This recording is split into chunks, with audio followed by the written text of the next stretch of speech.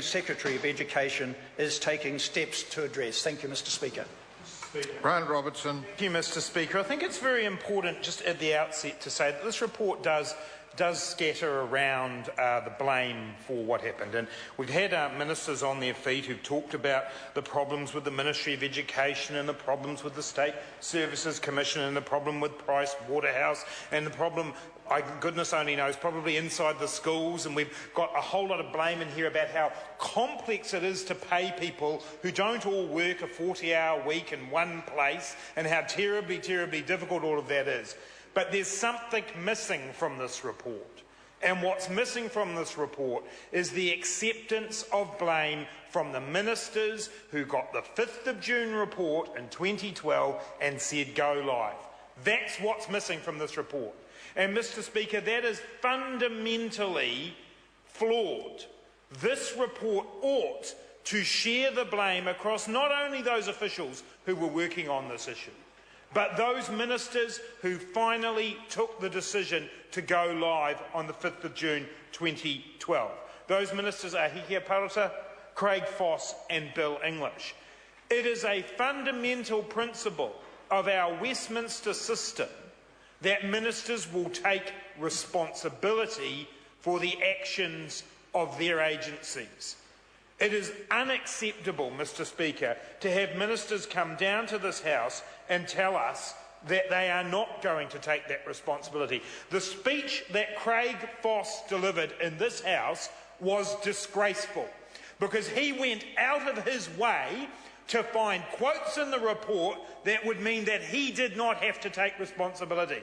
He took a press release from Peter Hughes who says, yes, we're going to take our share of the responsibility as the Ministry of Education, and used that so that he didn't have to take responsibility. And Mr. Speaker, that is wrong.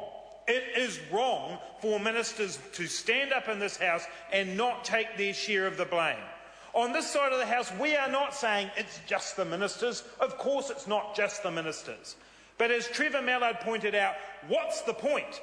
What's the point of having a minister or ministers paid $250,000 if they're not prepared to stand up in this House and say, we got this fundamentally wrong on the 5th of June 2012?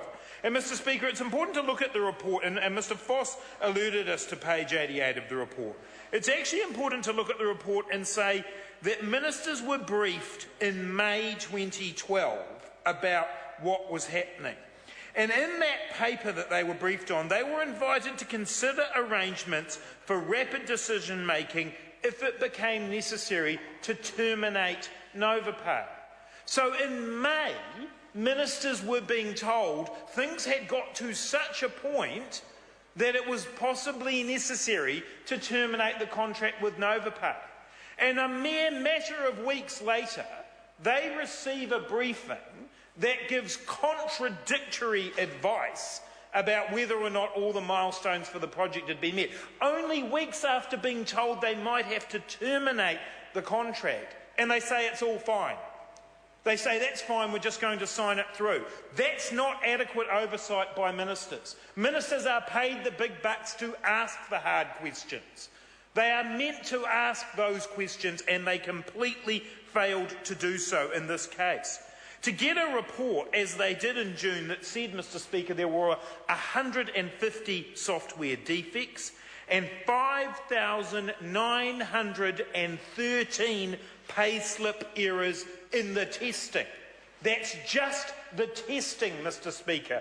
Nearly 6,000 errors in the testing, 150 software defects, just weeks after being given advice that they may need to terminate the contract, and the three ministers, Hikia Parata, Craig Foss and Bill English, sign off. Mr. Speaker, that is not the kind of ministerial oversight that New Zealanders would rightly expect. This was a complex project. There is no doubt about that. That should be all the more reason, Mr. Speaker, that ministers give it even more thorough oversight than they might have. And knowing these risks exist, the ministers sign off. That is bad enough, Mr. Speaker, but what makes it so much worse is that the ministers have failed to take responsibility today.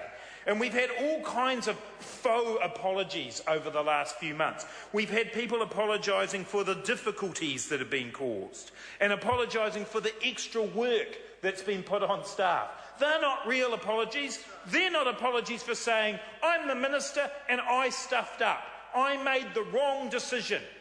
I didn't ask the right questions. There's been no sign of that kind of apology up to today, and no sign from ministers who have spoken in the House today. They would much rather get the officials and throw them under the bus than actually admit their role. And that is, as I said, a fundamental breakdown in what we call the Westminster system of government.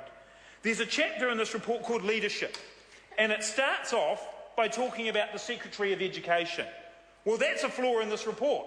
Because if we're talking about leadership, leadership comes from the minister. The minister should be the person at the top of that section.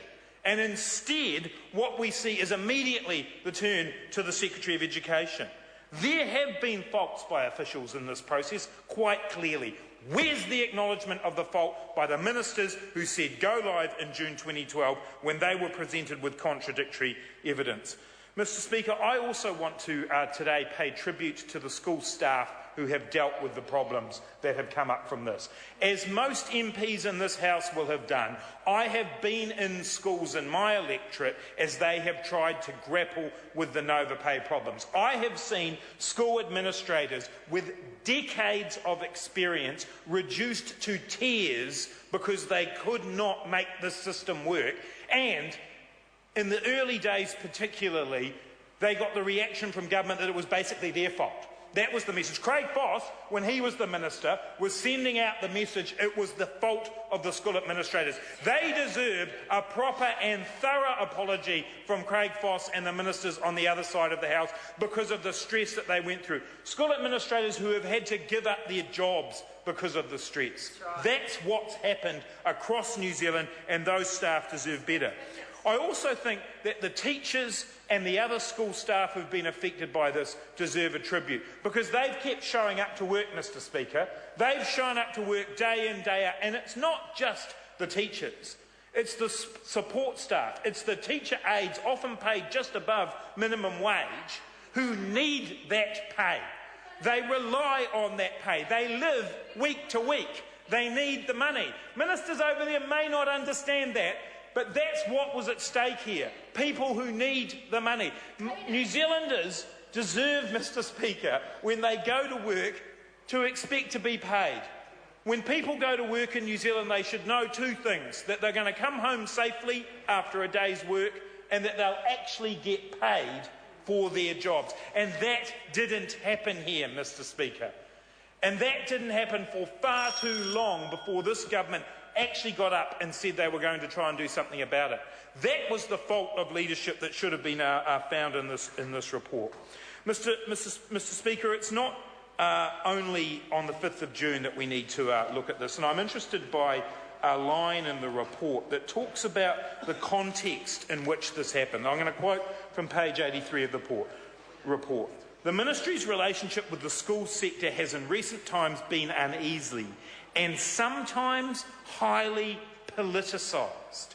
That's what it says in the report. Well, where do the politics come from, Mr Speaker? The politics come from the national government. It's the policies of the national government that have been imposed on the sector that the sector knows are wrong. The sector knows will damage the educational outcomes. It's that environment of politics that has come from the minister and come from this national government that is mentioned in this report as the context in which the ministry was managing Novopay. I think that is a very interesting paragraph, Mr Speaker, and what that speaks to is that this government should be shouldering its share of the blame for this debacle, and they have failed to do that in the past, and they have failed to do that today. Mr Speaker, I just want to finish very briefly on the point that Chris Hipkins raised about two of the recommendations. One of those is around the recommendation to modernise the collective agreements in this sector. We will be watching that like a hawk, Mr Speaker, because that sounds to me like more from this government to undermine collective agreements. We will not accept This debacle being used as an excuse by this government to undermine collective bargaining rights, Mr Speaker. There also is the idea of changing banking staffing arrangements which allow schools to accumulate hours. This government has made a mess of this payroll system. This government should apologise for what it's done, but what it must not do, Mr Speaker, is put pressure back onto schools. They've had enough from this government, Mr Speaker. They deserve better. They deserve a proper apology and some responsibility being taken for this debacle by these ministers. Mr Speaker. Honourable Hekia Parata. Tēnā koe, Mr Speaker. Thank you for the opportunity to speak in this snap debate on